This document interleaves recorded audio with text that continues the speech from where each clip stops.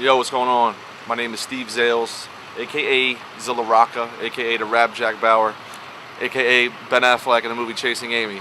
So I went to school here at this wonderful Temple University. I went here from the years 2000 to 2004 with a BA in Communications. I'm the president and co-founder of Beat Guard Entertainment, a local independent hip-hop label. I'm in a group called Clean Guns with my man Nico the Beast. And I'm in a group called 5 O'Clock Shadow Boxers, about to drop a record in a couple months. You're going to see it everywhere. It's going to be crazy.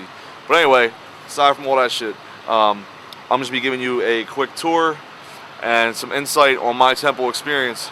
Because like I said, I did graduate and really did change everything for me. So I'm going to take a walk with me. We're going to hit Montgomery. We're going to pass some familiar sights. And we're going to be vibing. We're going to be cool. Just me and you. Just me and you. All right? Let's go. So, like I said, I started coming here in 2000 when I graduated high school, and I went to Temple because my dad went here. Not specifically because he went, but he was always big Temple supporter, Temple basketball. So I always kind of grew up like knowing, I was like very familiar with the school and the experience. And my mom always told me since I was like 5, like I have to go to college. I'm going to college. I have to go to college. So I always just assumed I was going to college since I was a kid. So once I decided to come to Temple, it was mainly for the school for recording and production, because that's what I do now.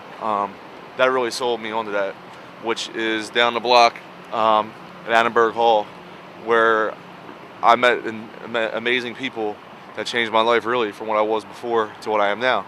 So walking past here every day, it was like, when I started coming to Temple, it was like me and my buddies from South Philly and the kids I went to high school with, and we would just hang together all the time and like get pizza and eat cheesesteaks and sausage, egg, and cheese every day, which at the sound of it now makes me want to kind of puke a little bit because I'm a healthy dude. But back then I was like 18, wearing like my crinkled Adidas pants and my spotless white Reebok Classic joints and my football jerseys, because I didn't know what I was doing yet.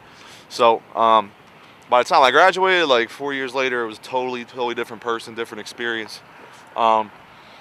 And the whole dynamic of it was like, you know, people always say, oh, well, school, college, they have so many diverse people and diversity, and yeah, whatever, right? But I always looked at it like it's just a way to meet people that are interested in what you're interested in. So if you're interested in, you know, ice sculpting, you can meet cool people. And if you're interested in crocheting, you can meet cool people. And if you're interested in law, you can meet people that want to do that, and it'll hopefully inspire you to want to keep doing it. Or you'll find out if you don't want to do it anymore, you know what I mean? So I knew walking in the door like I wanted to do music. So I started taking classes in sound, doing production, editing, TV. I was doing TV classes, film. I was doing performance arts. I was doing radio. So it kind of gave me a broad spectrum to see, okay, I really hate film more than anything. Oh, I almost tripped. I don't have the patience for that or TV, but music is still, and audio is what I want to focus on the most. So by coming in and doing that, it was like, it helped me be able to start my label with my two best friends, Nico the Beast and Big O, Beat Guard, and it gave me an idea of how to start a company, how to be organized, how to release projects, how to handle business, how to budget, stuff like that.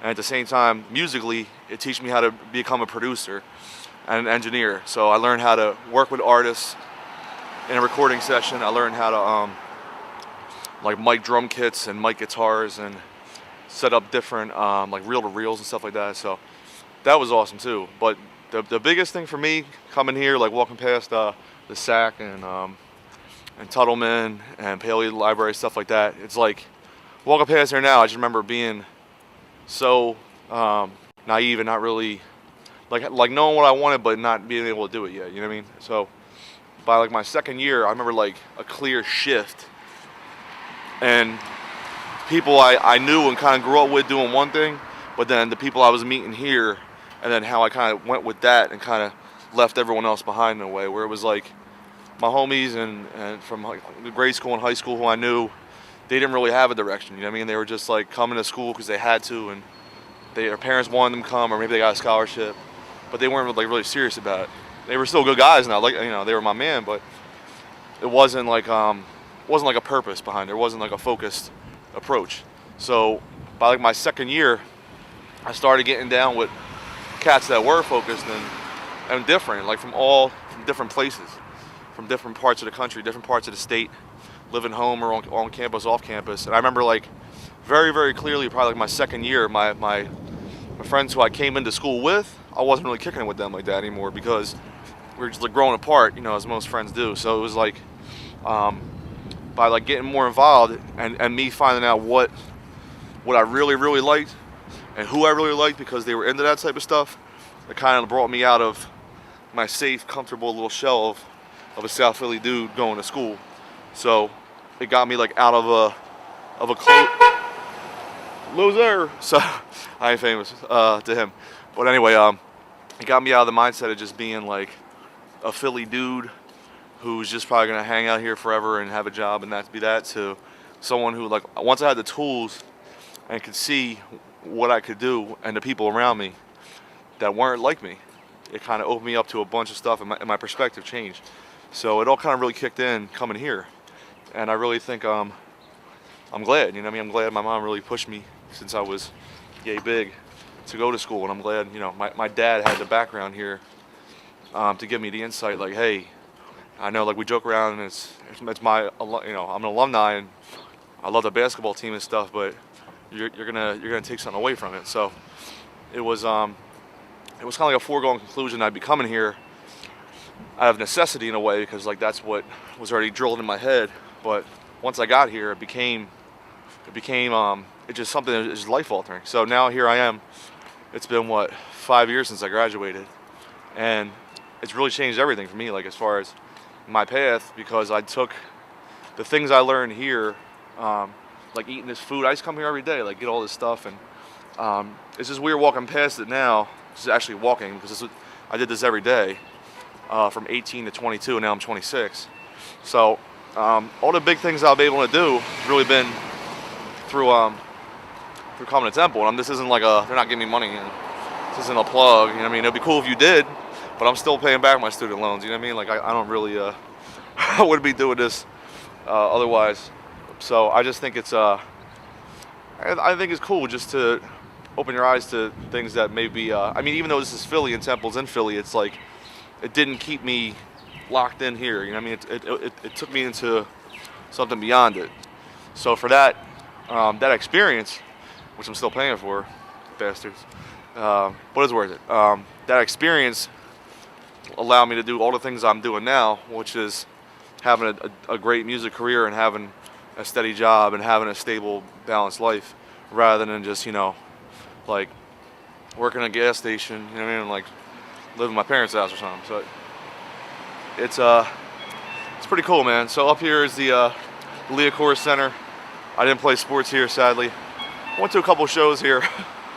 One was awesome, one was terrible. And I remember at this place, Pearson Hall, I had a gym class that I went for one day and quit and walked out of. It was stupid. And then right down here on Broad, there was a school of music where I took like sound editing, and then I took intro to piano. And then there used to be, during the school, like there'd be a bunch of carts. I used to get breakfast at this one dude every day. Definitely was like much fatter yet skinnier at the same time. I was eating horrible, but I was not fat. Figured that out. And then all the stuff like we haven't seen, like going north, like towards Norris, which is like Annenberg Hall. That's where I spent all my time my last 2 years, because that was just for my major, which was communications. It was a thing called BTMM, Broadcasting, Telecommunications, Mass Media. So that was like my spot. Like up here is just like where I passed by every day and hung out and wasted time before I had to go to work or something, because I didn't live on campus. So it was always to me like, it was like come to school, eat some horrible food, get on a train, go back to work and hang out. But then when I was here, I did utilize my time the best way, because I just I have friends living on campus and we're always into cool things. So it really just I don't know, wrapped me up into who I am now. So anyway, loud, it's cold, it's a Saturday, about to go hang out somewhere else, not in Temple anymore. So my name again is Steve Zales, aka Zilla Rocca of Beat Garden Entertainment, and this is me chewing gum in your face and walking around Temple with me. I hope you enjoyed it.